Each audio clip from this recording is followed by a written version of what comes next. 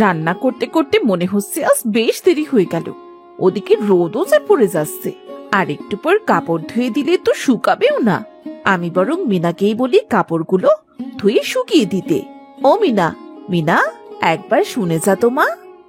এই তো মা, আসছি। কি হয়েছে মা, বলো। শোন মা, কলপারে কাপড় চোপড় কিছু ভিজিয়ে রেখেছি, তুই একটু গিয়ে জামা কাপড়গুলো ধুয়ে দে তো দেখি। এদিকে রান্না না হলে যে তোর বাবা এসে খুব রাগ করবে, আবার একটু পরে কাপড় ধুয়ে শুকাতে দিলেও শুকাবে না। তুই একটু যাবি মা? কেন যাব না মা, আমি এক্ষুনি গিয়ে সব কাপড় ধুয়ে দিচ্ছি। তুমি সারাদিন কত কাজ করো, আমাকে তো কিছুই করতে বলো না, আর করতেও দাও না। এখন এইটুকু কাজের কথা বলছো আর করব না, তা কি করে হয়? আমি এক্ষুনি গিয়ে কাপড় ধুয়ে শুকাতে দিচ্ছি। আর কোনো কাজ থাকলে বলো মা, আমি করে দিচ্ছি। এখন আর তেমন কোনো কাজ নেই রে মা, তুই ওইটুকুই কাজ করে দে। ঠিক আছে মা, আমি এক্ষুনি যাচ্ছি।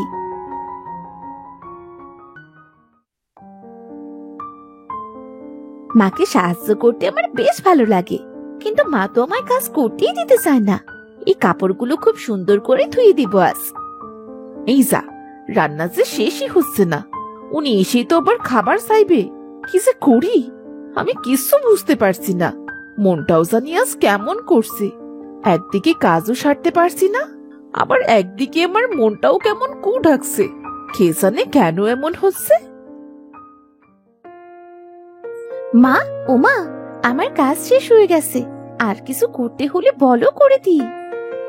না রে মা, আর কিছু করতে হবে না, তুই গিয়ে এখন খেলা কর, আর আমি একাই এটুকু কাজ করে নেব।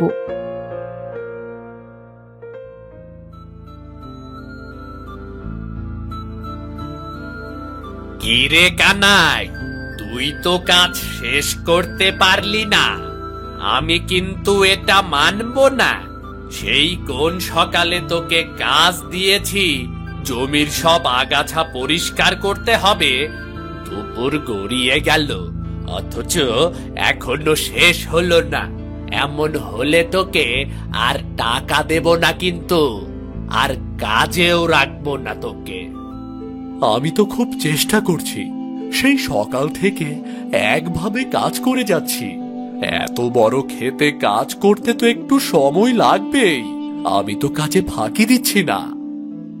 এত কথা আমি জানি না বাপু, আজকের মধ্যে আমার ক্ষেত পরিষ্কার চাই। দুপুরে খেয়ে আবার খেতে আয়, যা। খেয়ে এসে মন দিয়ে কাজ করে পুরো ক্ষেত পরিষ্কার করে ফেল। আর কোনো কথা শুনতে চাই না আমি। ঠিক আছে, আমি তাহলে বাড়ি থেকে খেয়ে আসি। দূর, আর ভালো লাগে না। এমন একজনের কাজ করি, এত কাজ করার পরেও তবুও তার মন ভরে না। বাড়ি গিয়ে খেয়ে আবার কাজে আসতে হবে, দেরি হলে আবার রাতেও না কাজ করায়। যাই, তাড়াতাড়ি বাড়ি যাই। এ কি, এখনো তোমার রান্না হয়নি? আমি তো ভাত খেতে এসেছি। এই তো হয়ে গেল, তুমি একটু বসো, আমি এক্ষুনি শেষ করছি। কি, এখন শেষ করবে? আমি এত কষ্ট করে কাজ করে এসে ঠিক সময় ভাত না পেলে তোমাকে বাড়িতে রেখে আমার লাভ কি? ওদিকে আমি কত কাজ করি, আর তুমি ঘরে বসে এই কাজটুকু করতে পারো না? আরে, আমি তো চেষ্টা করছি, কেন জানি না আজ দেরি হয়ে গেল। আমি কিছু বুঝতে পারছি না, তুমি একটু বসো তো। না না, আমি আর তোমার কোনো কথাই শুনতে পারবো না। তুমি আমার বাড়ি থেকে এক্ষুনি চলে যাও, আর সব কাজ আমি নিজেই করে নেব। তোমার মতো অমন অলস বউ আমার দরকার নেই। চলে যাও বলছি। আর তুমি যদি না যাও তাহলে কিন্তু আমি নিজেই এই বাড়ি থেকে চলে যাব, এই বলে দিলাম। ঠিক আছে, তোমার কোথাও যেতে হবে না, আমি আমার মেয়েকে নিয়ে চলে যাচ্ছি। একদিন তুমি ঠিক বুঝতে পারবে সে তুমি কত বড় ভুল করলে। চল রে মা, চল।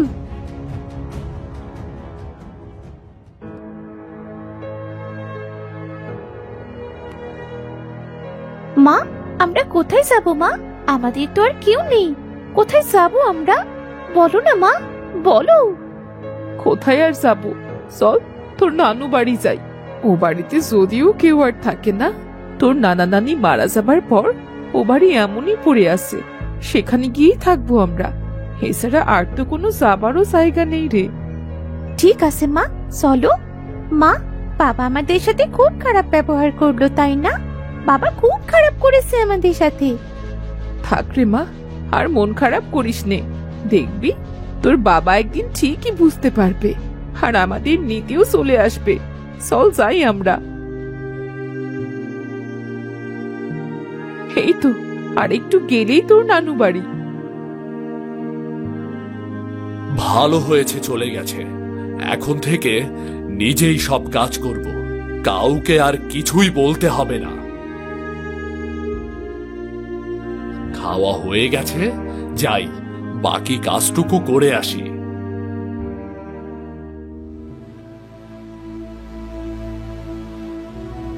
এই যে কানাই, চলে এসেছো। নাও, এবার বাকি কাজগুলো করো দেখি। এখন কিন্তু আর ফাঁকি দিও না, ভালো করে কাজ করো দেখিনি। ঠিক আছে, করছি।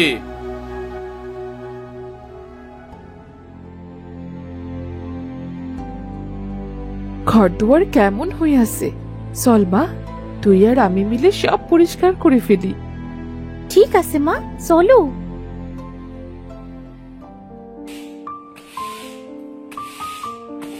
মা দেখো, কি সুন্দর পরিষ্কার করে ফেলেছি আমরা বাড়িটা। কিন্তু আমার অনেক ক্ষুধা পেয়েছে মা, আমি কিছু খাবার খাবো। এখানে তো খাওয়ার মতো কিছু নেই, দেখি কি করা যায়। এই দেখ, মনে হচ্ছে এখানে গাজর হয়ে আছে। 5টা গাছ। এই নে, তুই একটা খা আর আমি একটা খাই, আর সকালে আর 2টো খাবো। ঠিক আছে মা, খাও তাহলে। মা, শরীরটা কেমন দুর্বল লাগছে, চলো মা শুয়ে পড়ি। ঠিক আছে রে, চল চল ঘুমিয়ে পড়ি।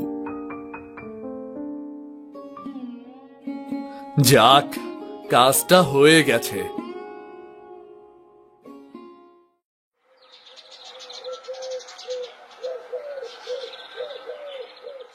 এবার খেয়ে ঘুমিয়ে পড়ি। এই যা, খাবার তো নেই, এবার তো আর খেতে পারবো না। আর এখন যে রান্না করে খাবো সে উপায়ও তো নেই। এমনি ভাবেই ঘুমিয়ে পড়ি, কাল সকালে না হয় কিছু একটা রান্না করে খেয়ে যাব।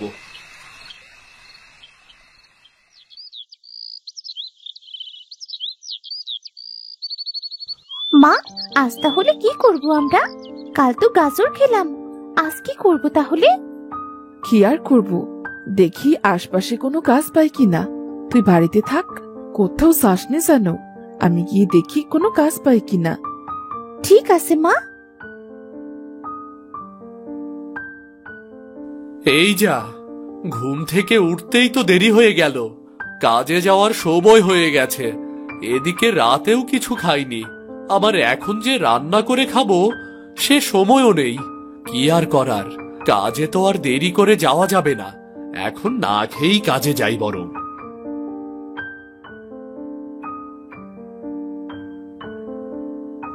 মাসি কখন কাজ খুঁজতে গেছে, কিন্তু মা এখনো এলো না। আমার একা একা আর ভালো লাগছে না। ওই তো মা চলে এসেছে। ও মামা, কাজ পেলে? আর এত দেরি করলে কেন? মারে, আশপাশে তো অনেক কাজ খুঁজলাম, কিন্তু কোনো কাজ পেলাম না। এবার কি করব বলতো? আমার তো আর কিছু ভাল লাগছে না। ঠিক আছে মা, সেসব আবার পরে ভেবে দেখো। এখন আগে গাজরগুলো তুলে নিয়ে আসি, এখন তো আগে খেয়ে বাঁচতে হবে নাকি? ঠিক আছে, যা গিয়ে নিয়ে আয় তো দেখি।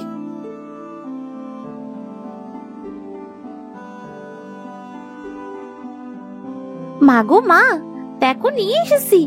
3টে গাজর ছিল, 3টাই নিয়ে এসেছি। ঠিক আছে, বস এখানে, খা দেখি।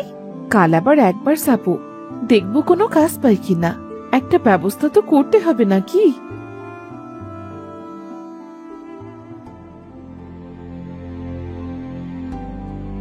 মা গো, আমায় একটু খাবার দেবে মা? কিছু খাইনি রে মা, আমায় একটু খেতে দে না। আমাদের কাছে তো এই গাজর ছাড়া আর কিছু নেই মা, আপনি চাইলে এইটা খেতে পারেন। তাহলে তোরা খাবি কি? সে উপরওয়ালা ঠিক করবেন, আপনি বরং এটাই নিয়ে যান। তোমার এমন মন মানসিকতা দেখে আমি খুব খুশি হয়েছি।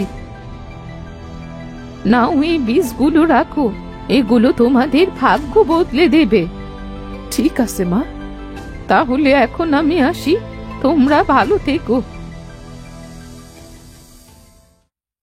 মা, দেখি উনি কি দিয়ে গেলেন। আরে, এ তো দেখছি কিছু গাজরের বীজ, কিন্তু এগুলো এমন লাল কেন? কি জানি, তা তো জানি না। সে যাই হোক, আমরা এগুলো মাটিতে লাগিয়ে দিই। উনি তো বললেন এগুলো নাকি আমাদের ভাগ্য বদলে দেবে। দেখি কি হয়। ঠিক আছে মা, চলো আমরা তাহলে কাজটা সেরে ফেলি।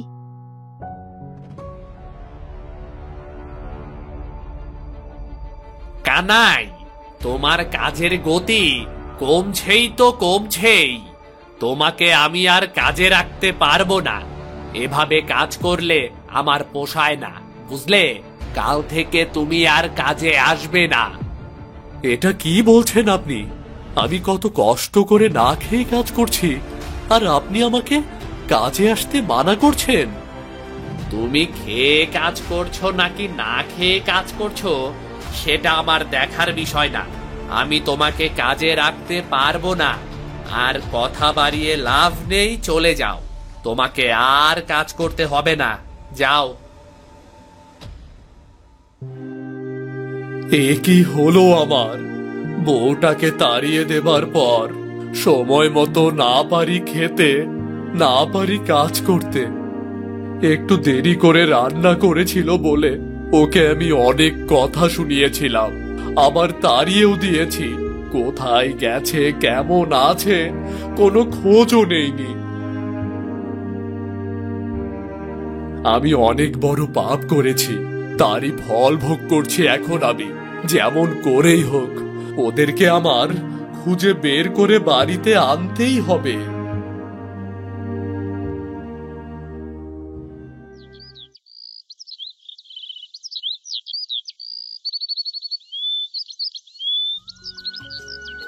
মা, মা, এবার এদিকে আসো তো, দেখে যাও। কি হলো আবার তোর? আরে এ কি? এ আমি কি দেখছি? এত বড় বড় লাল রঙের গাজর! এত বড় গাজর তো আমি কখনো দেখিনি রে। এই গাজরগুলো বিক্রি করলে তো অনেক টাকা পাবো। আর এই জন্যই মনে হয় এই বৃদ্ধা বলেছিলেন এগুলো আমাদের ভাগ্য বদলে দেবে। হ্যাঁ মা, চলো তো আমরা এগুলো বিক্রি করে দিয়ে আসি। হ্যাঁ হ্যাঁ, তাই চল। এরপর কমলা আর মিনা গিয়ে বাজারে সব গাজর বিক্রি করে তাদের খাওয়ার জন্য অন্য জিনিস কিনে নিয়ে আসে। আমরা আজ থেকে খুব মজা করে খাবো মা, আমাদের আর কোনো কষ্ট থাকবে না। হ্যাঁ রে, তুই ঠিক বলেছিস। দুজন মিলে রান্নাটা করে ফেলি। এই তো মনে পড়েছে, ওরা পাশের গ্রামে ওর বাবা বাড়ি গিয়েছে মনে হচ্ছে। ও ছাড়া ওদের আর যাওয়ার জায়গা নেই। ওখানে গেলে ওদের ঠিকই পেয়ে যাব। আর দেরি না করে এক্ষুনি গিয়ে ওদের নিয়ে আসি।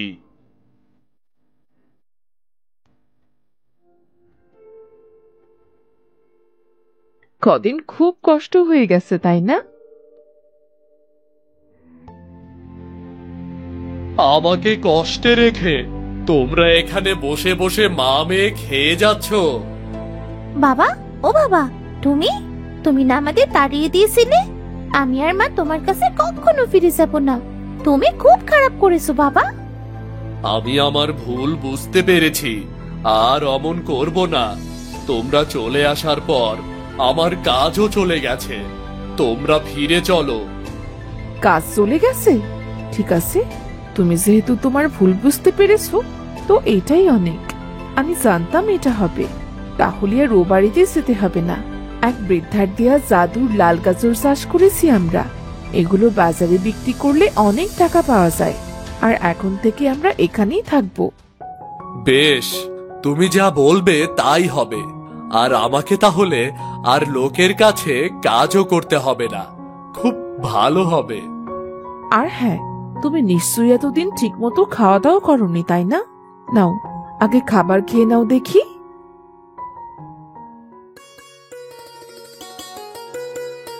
বাবা জানো, মা আগেই বলেছিল তুমি ঠিক আসবে।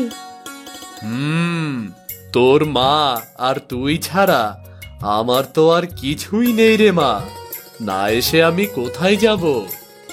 এরপর তারা সবাই সেখানে লাল গাজর চাষ করতে শুরু করলো আর সুখে শান্তিতে বসবাস করতে লাগলো।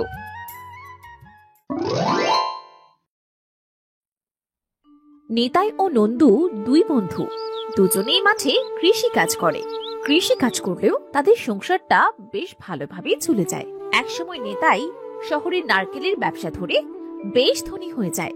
আর এদিকে পরপর 2 বছর খরা হওয়ায় নিন্দুর অবস্থা একদম খারাপ হয়ে যায়। হগো শুনছো, বাড়িতে যে আজ কোনো চাল ডাল কিছু নেই, কি রান্না করবো আজ? কি আর করবো বউ, কুয়া থেকে একটু জল তুলে আনো, জল খেয়ে না হয় আজকের দিনটা পার করব। আমি না হয় জল খেয়ে দিনটা পার করে দেব, কিন্তু তুমি তো সারাদিন পরিশ্রম করে বাড়ি ফেরো, তোমাকে তো খেতে দিতে হবে, বলো তো। আমাকে নিয়ে এত ভেবো না বউ, আমার ওই জল খেয়েই চলে যাবে গো। হ্যাঁ গো, তা বলছিলাম কি, নিতাইদার কাছে কিছু টাকা পাওয়া যাবে? ওদের অবস্থা তো আগের থেকে অনেক ভালো হয়ে গেছে গো, তুমি বরং নিতাইদার কাছে গিয়ে টাকা ধার চাও না। তা যা বলেছ বউ, আমি তো টাকাটার কথা প্রায় ভুলেই গিয়েছিলাম, বুঝলে বউ। তাহলে আমি যাই গো, টাকাটা নিয়ে কিছু চাল ডাল এগুলো কিনে নিয়ে আসবো। নিন্দু তার বন্ধু নিতাইয়ের কাছে গেল। নিতাই নিন্দুকে দেখে বলল, কিরে বন্ধু, এতদিন পরে আজ হঠাৎ আমার বাড়িতে, কি মনে করে? এসেছিলাম বন্ধু, তোর কাছে কিছু ধারের টাকা পাবো না সেটা নিতে। তোর অবস্থার তো বেশ উন্নতি হয়েছে, আমার ধারের টাকাটা না হয় এবার দিয়ে দে। হ্যাঁ, কিসের ধারের টাকা? আমি কোনো ধারের টাকা দিতে পারবো না। তুই যে আমার কাছে টাকা পাবি তার কোনো প্রমাণ আছে নাকি?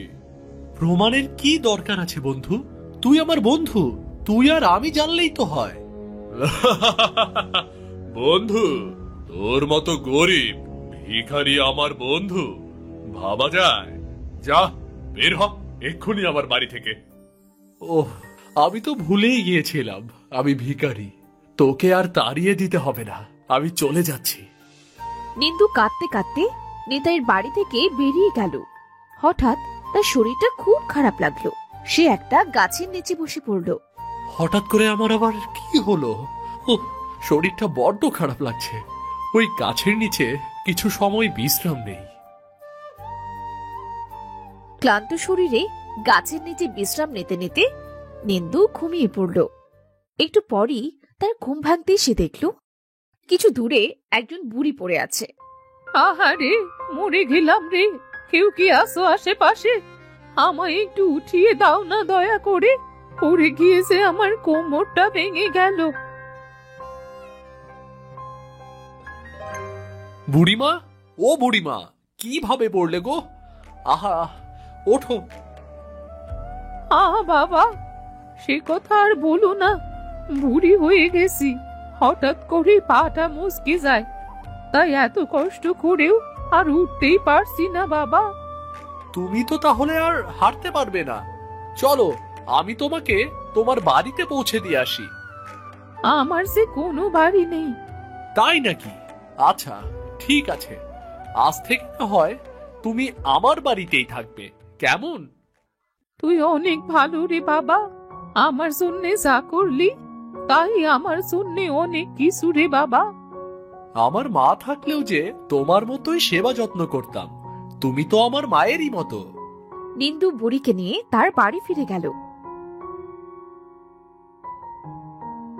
নিন্দু তার বউয়ের সাথে সব কথা খুলে বলল। কিন্তু আমরা নিজেরাই তো দুবেলা খাবার পাই না, বুড়িমাকে আমরা কি করে খেতে দেব গো? তা নিয়ে তোদের চিন্তা করতে হবে না রে মা। নিন্দু, বাবা এই নে, এটা বিক্রি করে খাবারের যা যা লাগে নিয়ে আয়।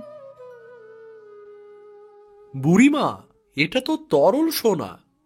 হ্যাঁ রে বাবা, এটা তরল সোনা, এটা বিক্রি করে আয় বাবা।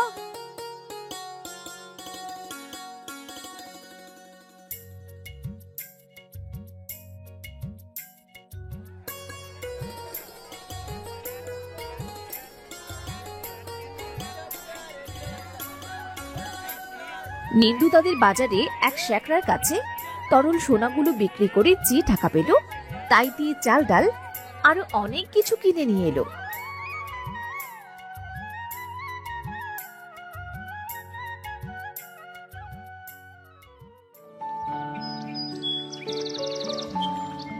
এইভাবে বেশ কিছুদিন তারা ভালোভাবে চলল।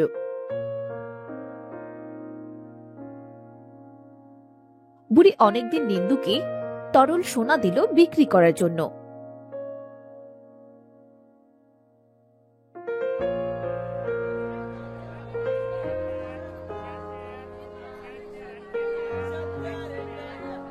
সেদিন সোনা বিক্রি করতে গেলে শ্যাকরা তাকে জিজ্ঞেস করলো, কি গো দাদা, এত তরল সোনা তুমি কোথায় পাও গো? তুমি কি সোনার নদীর খোঁজ পেলে নাকি? না না, তেমন কিছু না। বাপদাদার আমলের কিছু তরল সোনা ছিল, তাই এখন বিক্রি করে দিচ্ছি।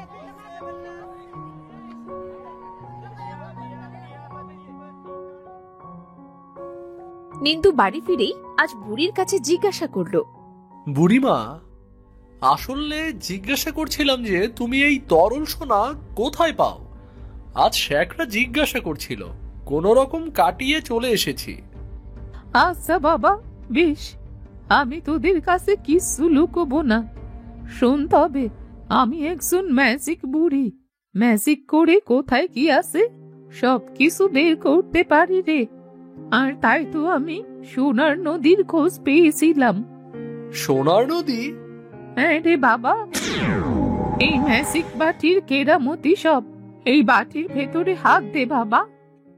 নিন্দু বাটিটার ভেতর হাত দিতেই সে এক সোনার নদীর ভেতর এসে পড়ল। এ মা, এটা আমি কোথায় এসে পড়লাম? এটা তো সোনার নদী, এত সোনা, কিন্তু বুড়িমা এটা আমাকে কোথায় পাঠালো? শুধু তোকে না বাবা, এই দেখ, আমিও এসেছি। বুড়িমা, এই সোনার জলের নিচে আমরা তো হাঁটতে পারছি, নিঃশ্বাস নিতে পারছি, এটা কিভাবে সম্ভব বলো তো? আমরা তো ম্যাজিক বাটি দ্বারা এসেছি, তাই আমাদের কিছু হবে না রে। তোর যত ইচ্ছে তুই ওই ম্যাজিক বাটি দ্বারা এখানে এসে তরল সোনা নিয়ে যাবি। বুড়িমা, আমরা এখান থেকে বের হব কিভাবে? কিন্তু ওই গুপ্ত দরজা, ওই দরজাটা ছুতেই তুই আবার বাড়ি পৌঁছে যাবি। ওই দেখ, ঘোড়া এখান থেকে এক ঘোড়া সোনার তরল নিয়ে ফিরে যা, এতে তোর অনেক দিন চলে যাবে। তুমি যাবে না বুড়িমা? না বাবা, আমি এখানেই থাকবো, কিছুদিন পর আবার ফিরবো তোর সাথে দেখা করতে। তুই আজ বাড়ি ফিরে যা। আচ্ছা বুড়িমা, তাহলে আজ আমি আসি গো। যা, তবে মনে রাখিস, যদি কেউ লোভের জন্য সেই বাটি ব্যবহার করে তবে তার মৃত্যু অনিবার্য। আচ্ছা বুড়িমা। নিন্দু দরজাটা ছুতে বাড়ি পৌঁছে গেল। ওগো, তোমরা কোথায় চলে গিয়েছিলে গো? আমি তো ভয় পেয়ে গিয়েছিলাম। আর বুড়িমা, বুড়িমা কোথায়? সব বলছি বউ, সব বলছি। ও মা, সত্যি বলছো? এবার যে তবে আমরা ধনী হয়ে যাবো গো। ওগো, আমায় কিন্তু এবার সোনার গয়না করে দিতে হবে গো। সব হবে গো গিন্নি, সব হবে।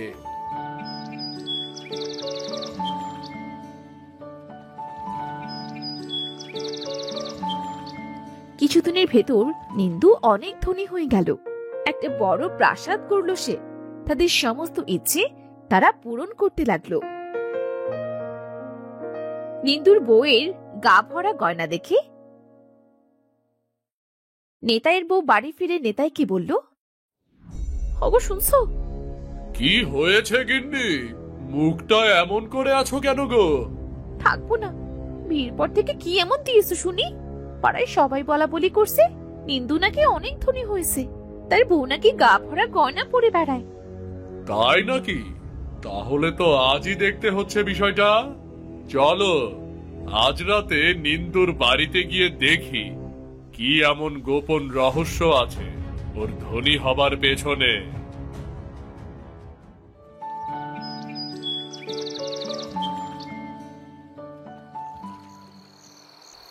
সেদিন রাতে নেতাই ও তার বউ নিন্দুর বাড়ির জানলা দিয়ে কানি পাতল।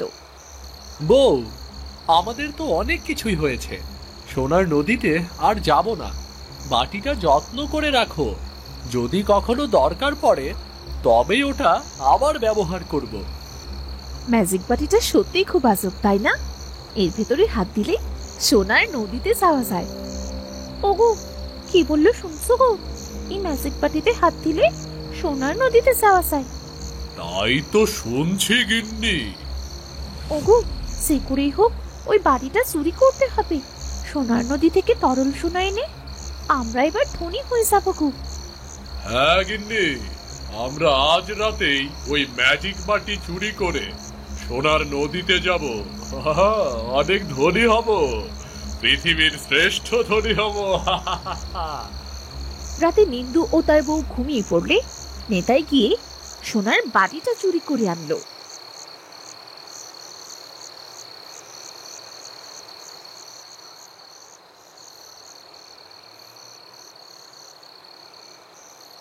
ওগো, এবার চলো, আমরা দুজন সোনার নদী থেকে অনেক সোনা আনবো। চলো দুজনে একসাথে বাটিতে হাত দিই।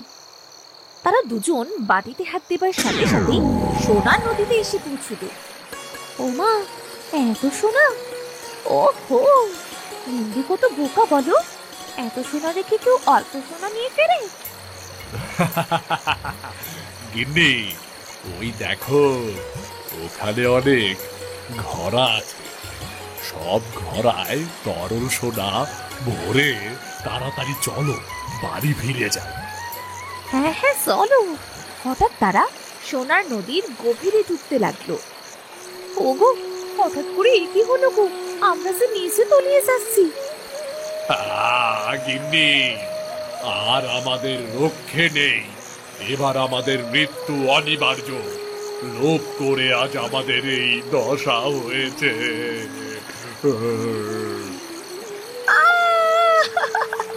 সব আমার জন্য গো, আমাকে তুমি ক্ষমা করো।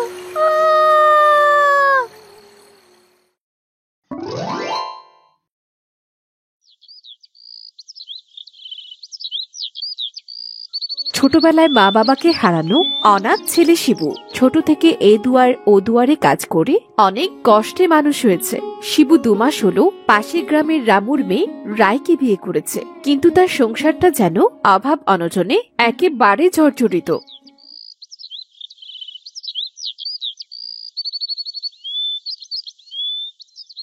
কি গো, আজ সুজি খালি হাতে বাড়ি ফিরলে? বাড়িতে তো চাল ডাল কিচ্ছু নেই, রান্না করবো কি আজ?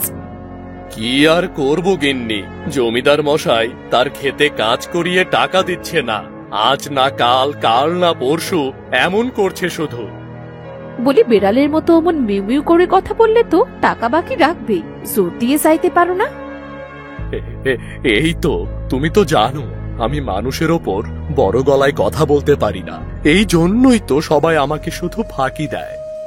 হায় সৃষ্টিকর্তা, মা বাবা তোমার সততা দেখে তোমার সাথে বিয়ে দিয়েছিল। তুমি এতটাই সৎ, সেলস না খেয়ে থাকতে হচ্ছে। কান খুলে একটা কথা শুনে রাখো, কাল থেকে যদি টাকা রোজগার করতে না পারো, আমি কিন্তু পরশু আমার বাপের বাড়ি চলে যাব, এই বলে রাখলুম। এই যে বউ, রাগ করো না। আমি কালকেই জমিদার মশাইয়ের কাছে টাকা চাইবো, দেখি কাল কি বলে। পরদিন শিবু খেতে গেল কাজ করতে। এমন সময় জমিদার মশাই মাঠে এলো তার ক্ষেতের কাজ কেমন চলছে তা দেখার জন্য। কি রে শিবু, মন দিয়ে কি কাজ করছিস? মানে জমিদার মশাই, টাকা না দিলে কি কাজে বেশিক্ষণ মন বসে? পেটে দানা পানি না পড়লে কাজটা করব কিভাবে? হারামজাদা, আমার খেয়ে আমার দে, আমার নামে বদনাম করছিস? আপনারটা খেলাম কোথায় জমিদার মশাই? নিজে খেটে তারপরেই টাকা রোজগার করি, তারপরেই আপনি টাকা দেন আমাদেরকে। তাই বলছিলাম, আজ টাকা না দিলে কাল থেকে আর খেতে আসবো না। তুই আর আসবি না কি রে? তোকে আমি আর এই মাঠের কোনো জমিতে কাজ করতে দেব না, আর তোর কোনো টাকাও দেব না। দয়া করে এমন কথা বলবেন না জমিদার মশাই। আপনি যদি আজ টাকা না দেন তবে আজও আমাদের না খেয়ে থাকতে হবে। হ্যাঁ রে, হা করে দেখছিস কি? যা, ওই ব্যাটাকে আমার জমির থেকে ঘাড় ধাক্কা দিয়ে বের করে দে। জমিদার মশাই, দয়া করে এমনটা করবেন না। জমিদার মশাই, জমিদার মশাই। শিবু মন খারাপ করে বাড়ি ফিরে এলো। তার মুখটা এমন ভার দেখে তার স্ত্রী তাকে বলল, কি গো, মনটা তো খারাপ কেন? সকাল সকাল তোমার আবার কি হলো? কি হয়নি তাই বলো বউ। জমিদার কাজের টাকাও দেয়নি, আর বলেছে পুরো মাঠের কোথাও কাজ করতে দেবে না আমাকে। জানতাম, আমি ঠিক জানতাম বেটা টাকলুর মতলব খারাপ, তাই টাকা দিচ্ছে না। যাই হোক, ওসব নিয়ে তোমায় আর ভাবতে হবে না। তুমি দাঁড়াও, আমি ঘর থেকে এক্ষুনি আসছি।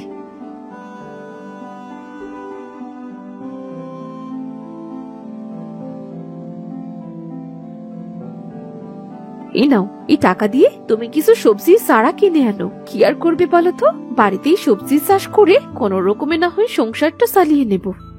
এই কটা টাকায় অল্প কিছু সবজির চারাই হবে, তারপরেও দাও, হাটে গিয়ে দেখি তো আগে।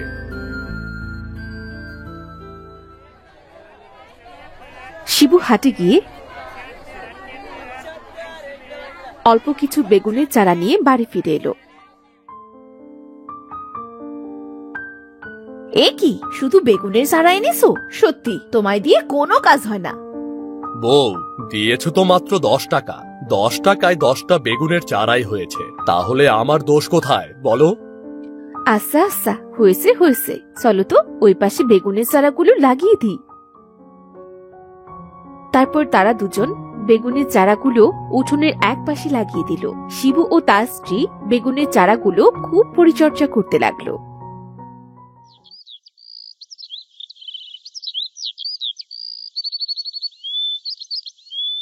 চারাতে নিয়মিত পানি দেওয়া, নিয়মিত চারার গোড়া পরিষ্কার করে সার মাটি দেওয়া।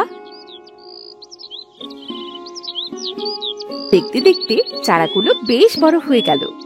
শুনছো, দেখেছো, অল্প কয়েকদিনের ভেতরে বেগুন গাছগুলো কত বড় হয়ে গেছে। হ্যাঁ বউ, আর কয়দিন আমাদের কষ্ট করতে হবে। অল্প কিছু দিনের ভেতরেই গাছে বেগুন ধরবে। কয়েকদিনের ভেতরেই গাছে বেগুন ধরলো। শিবু ও তার বউ খুব খুশি হলো। বউ, গাছে দেখো কত বেগুন ধরেছে। আজ থেকে এই বেগুন আমি বিক্রি করব। কিছুটা হলেও তো সংসারের অভাবটা ঘুচবে। হ্যাঁ গো, কোন রকম এক বেলা খেয়ে দিনটা পার করতে পারলেই হলো। আজ বেগুন বিক্রি করে সে কয় টাকা পাবে তা দিয়ে অনেকগুলো বেগুনের চারা কিনে আনবে। আমাদের দক্ষিণে যে জমিটা পড়ে আছে সেখানে বেগুনের চাষ করব। এমন বুদ্ধি তো মাথায় আগে আসেনি বউ। ঠিক আছে, কাল আমি নাঙল দিয়ে চাষ করব, বেগুনের চারা লাগিয়ে দেব। তারপর শিবু গাছ থেকে বেগুন তুলে বাজারে গেল বেগুনগুলো বিক্রি করতে। শিবুর বেগুনগুলো দেখতে সতেজ ও টাটকা হওয়ায় দেখতে দেখতে সব বিক্রি হয়ে গেল। যাক, বেশ কিছু টাকার বেগুন বিক্রি করলাম। আজ এ টাকা দিয়ে কিছু বেগুনের চারা কিনব। আমাকে কিছু টাকা দেবে বাবা? আজ 2 দিন হয় কিছু খাইনি। কিছু টাকা হলে পেট ভরে দুটো ডাল ভাত খেতাম। এ কয় টাকার বেগুন বিক্রি করলাম? টাকাগুলো দিয়ে তো বেগুনের চারা কিনতে চেয়েছিলাম। থাক, আজ না হয় বেগুনের চারা কিনবো না। আজকের বেগুন বেচা টাকা দিয়ে এই বুড়িমার বরং পেট ভরে ডাল ভাত খাওয়াই। কি হলো বাবা, দেবে না কিছু টাকা? নিশ্চয় বুড়িমা, এই নাও আমার আজকের সব রোজগার। আজ তুমি পেট ভরে ভাত খেও, কেমন? তোমাকে অনেক ধন্যবাদ বাবা। এই নাও, এই বেগুনের চারাটা তোমার জমিতে লাগিয়ে দিও।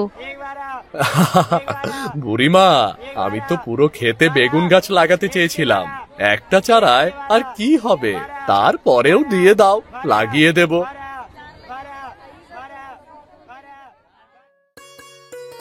শিবু বেগুন গাছটি নিয়ে তার বউয়ের হাতে দিয়ে সব কথা খুলে বলল। খুব ভালো কাজ করেছো গো, আমি খুব খুশি হয়েছি। আমাদের বেগুনের চারা লাগানোর চেয়ে বুড়িমাকে খেতে দেওয়া বেশি দরকার ছিল। তুমি ঠিক কাজ করেছো। হ্যাঁ গো বউ, আমি তো সে কথা ভেবেই টাকাগুলো বুড়িমাকে দিয়ে দিয়েছি। তুমি জমিটায় লাঙল দিয়ে বুড়িমার দেয়া বেগুনের চারাটা যত্ন করে লাগিয়ে দাও। পরদিন শিবু জমিতে ভালোভাবে লাঙল দিয়ে বেগুন গাছটি ক্ষেতের মাঝখানে লাগিয়ে দিল। সব কাজ শেষ। আজ বরং আমি বাড়ি ফিরে যাই, কাল এসে গাছটির গোড়ায় পানি দিয়ে যাব।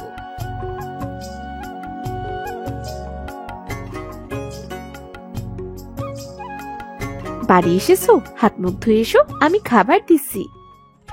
গাছে তো এখনো অনেকগুলো বেগুন আছে, কাল এগুলো বেচে বেগুনের চারা কিনে এনে বুড়িমার দেওয়া চারাটির সাথে লাগিয়ে দেব।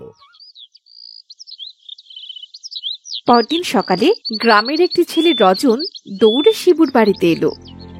শিবুদা, ও শিবুদা, বেরিয়ে এসো গো, দেখো তোমার জমিতে কি হয়েছে। কি হয়েছে রে রজত? চলো না তুমি নিজেই গিয়ে দেখবে।